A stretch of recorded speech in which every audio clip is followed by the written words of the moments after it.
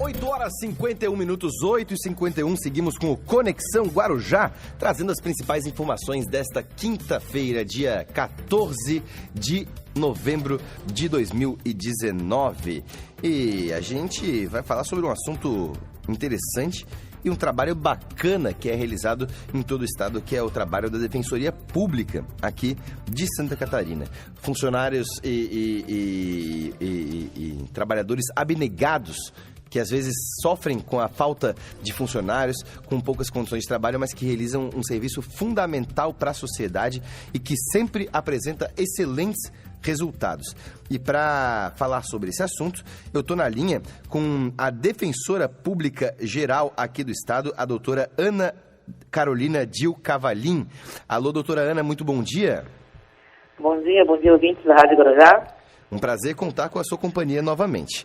Bom, doutora Ana, me fala um pouquinho mais sobre esse trabalho que vem sendo realizado pela Defensoria Pública, em especial, né? Porque pouca gente, tem gente que não conhece a Defensoria e que muitas vezes acaba não sendo assistido por não ter condições de pagar por um advogado e por sua defesa nos mais variados assuntos. Mas tem gente que fica em dúvida sobre como, por que e quem pode procurar a Defensoria Pública. Eu acho que antes de a gente entrar nos casos que vêm sendo adotados pela Defensoria e falar sobre situações específicas, a gente poderia começar com essa orientação para a população, né? A Defensoria Pública ela foi criada aqui em Santa Catarina em 2013, né? E a gente está em 24 cidades, que são as maiores cidades do estado, uma população mais ou menos de 3 milhões de pessoas, e a gente atende aquelas famílias que realmente não têm condições de contratar um advogado, nas mais diversas áreas jurídicas e pública, né? Então, a renda familiar não pode ser superior a 3 salários mínimos, né? Se soma, né, a renda de todos os integrantes da família, ela não pode ser superior a 3 salários mínimos.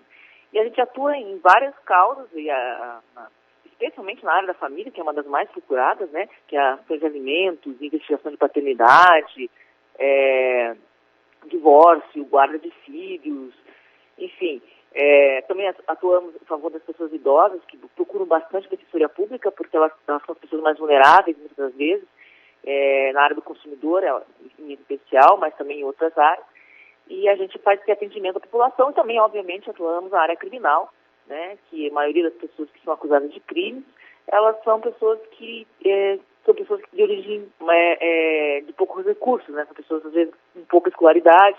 Então, é um leque bem grande de atendimento que a gente faz para essas pessoas que não têm condições de pagar um advogado, né? Bom, doutora, sim, é um trabalho importantíssimo, com certeza, mas tem alguns casos que sempre chamam a nossa atenção, né? E, inclusive, um dos casos que eu observava aqui, enquanto procurava algumas informações sobre os atendimentos que têm sido prestados pela Defensoria Pública, me chamou a atenção um caso de Joinville, né? De uma pessoa que estava buscando pelo direito ao esquecimento, é isso? Sim, também tem isso, porque as pessoas podem cometer erros, no passado, né? Mas todas as pessoas têm direito de se ressocializar e de se reerguer, de reconstruir seu futuro, né? E não pode ficar com um nome eternamente, né, vinculado, seja na internet, seja em registros públicos, ligados a crimes ou outras situações do passado que ela já superou e hoje é uma outra pessoa, enfim. Então todos têm direito a se reerguer e pagar pelo que fez, mas depois que pagou, ela tem esse direito de ter uma nova vida e, enfim, buscar se ressocializar, enfim. Então, esse caso de Joinville é um caso bem simbólico nesse sentido, né?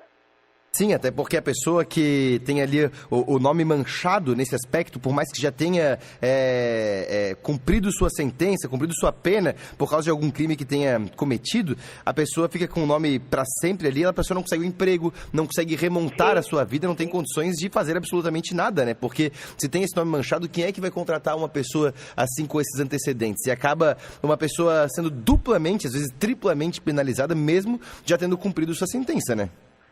E acaba não tendo outra saída se não voltar para o crime.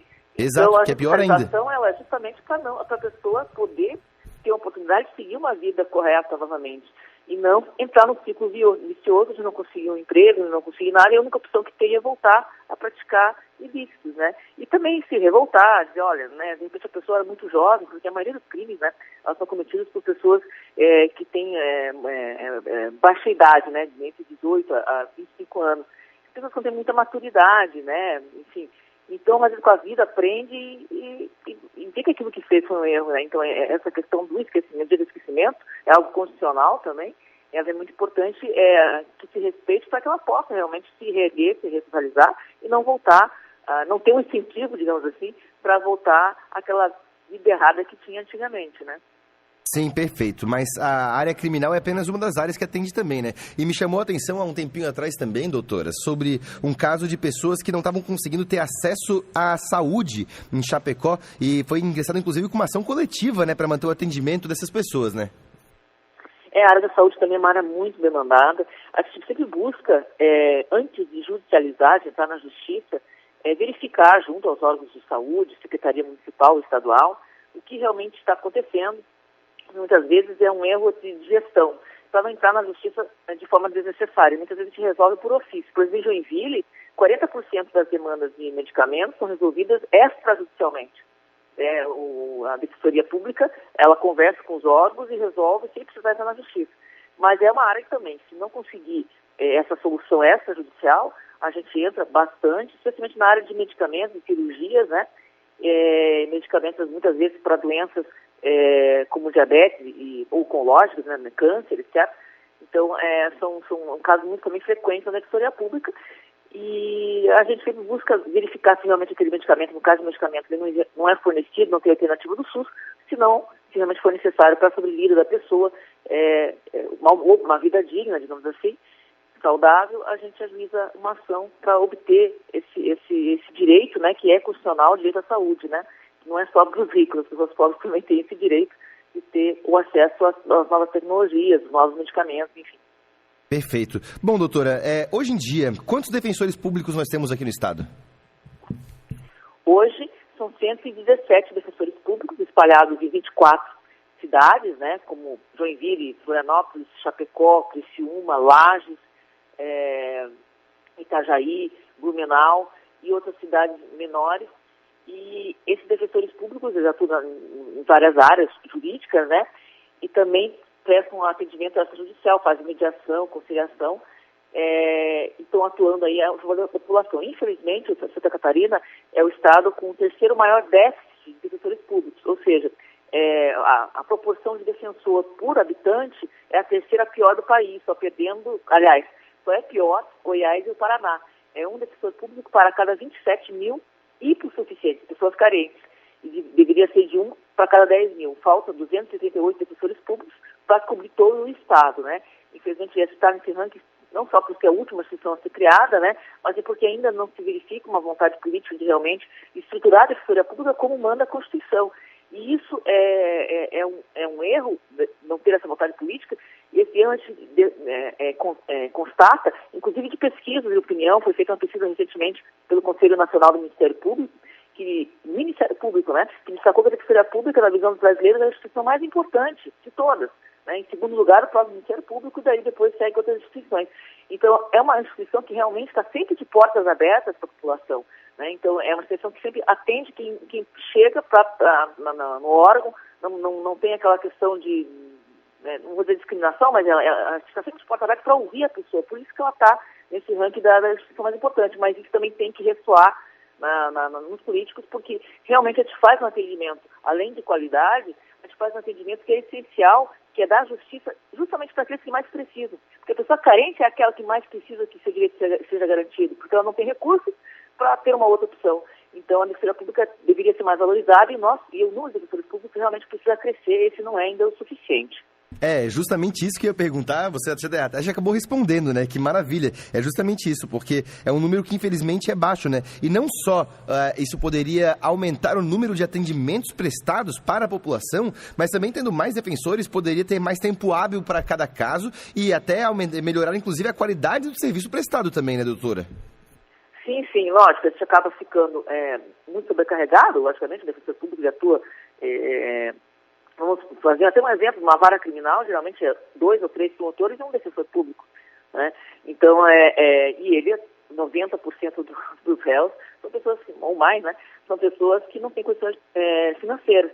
Então, assim, é uma situação realmente que sobrecarrega o defensor, mas é uma instituição que a gente faz concursos para que a gente selecione pessoas realmente vocacionadas, que gostem do que fazem e engajadas, e isso acaba mantendo sim a qualidade, mas é lógico, o volume é muito grande e acaba, obviamente, acarretando filas onde a Defensoria Pública está instalada, porque aonde não está instalada a Defensoria Pública, infelizmente o cidadão não tem atendimento jurídico, como comarcas como Sombrio, São Joaquim, Laguna, Indaial, são cidades em que o defensor público não existe a Defensoria Pública, só existe o defensor ativo, especialmente nos casos criminais, né? Mas a pessoa que precisa de um alimento, de uma vaga em creche, se não tiver uma universidade para buscar, fica totalmente desassistida.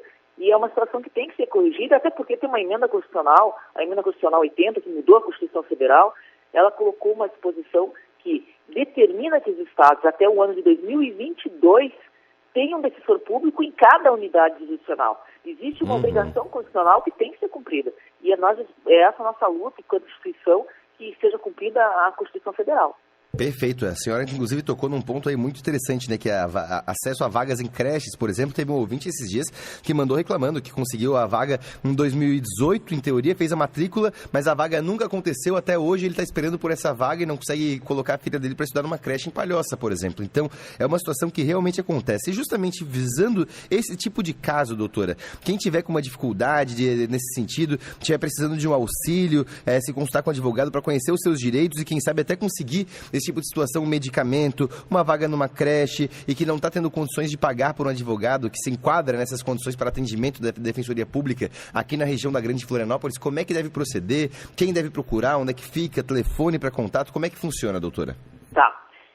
Como são 24 cidades, o que eu oriento? Se tiver acesso à internet, procurar na internet, pode procurar nesses sites de busca, né? Nessas páginas de busca, Defensoria Santa Catarina. Vai entrar no site, lá tem um ícone, um link, né, uma tarjinha, escrito locais de atendimento. Aí clica locais de atendimento, né? Aí vai ter lá a cidade onde está, o local, o endereço e o horário de atendimento.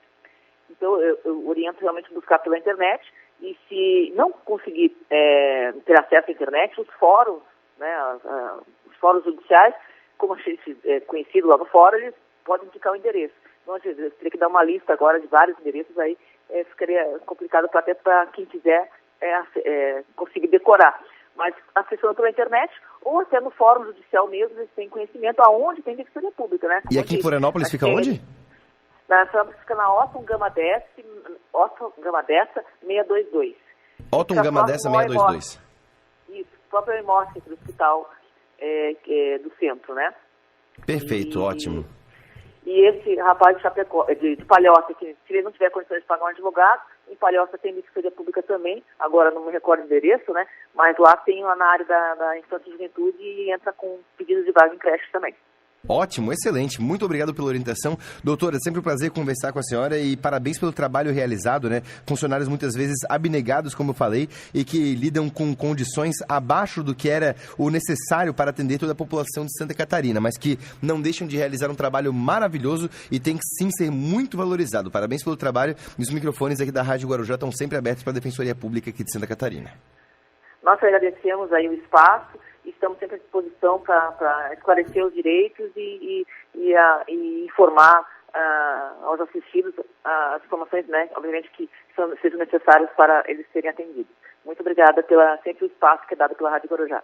Tá certo. Muito obrigado então, doutora. Bom, essa foi a doutora Ana Carolina Dil Cavalim, Defensora Pública Geral do Estado de Santa Catarina, falando sobre o trabalho prestado pela Defensoria, muito importante, é lógico, esclarecendo para os ouvintes quem que pode e não pode utilizar esse serviço e, claro, lembrar que é um direito do cidadão, que não tem condições de pagar por esse advogado, não tem condições financeiras ali, é uma pessoa considerada mais vulnerável nesse sentido, que tem sim direito ao trabalho prestado pela Defensoria Pública, que, diga-se de passagem, é um trabalho de excelência, maravilhosamente realizado.